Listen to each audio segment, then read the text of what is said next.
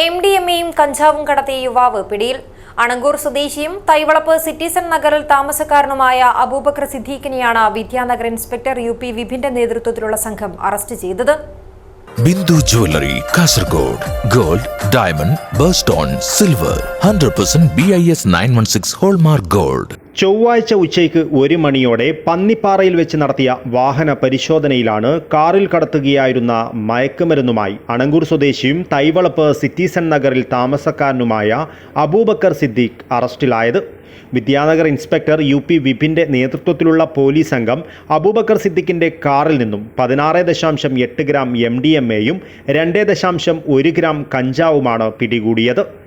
Senior civil police ഓഫീസർമാരായ Pradeep Kumar, Narayanan, Prashant, driver Manoj എന്നിവരും ജില്ലാ ഡാൻസ് ഓഫ് ടീം അംഗങ്ങളായ രജിഷ് കാട്ടാമ്പള്ളി, നിജിൻ കുമാർ, അനീഷ്, ഭക്തശൈവൽ എന്നിവരും പ്രതിയെ പിടികൂടിയ സംഘത്തിലുണ്ടായിരുന്നു. മജിസ്ട്രേറ്റിനു മുന്നിൽ ഹാജരാക്കിയ പ്രതിയെ 2 ആഴ്ചത്തേക്ക് റിമാൻഡ് ചെയ്തു. മറ്റൊരു കേസിലും ഇയാൾ പ്രതിയാണെന്ന് പോലീസ് അറിയിച്ചു.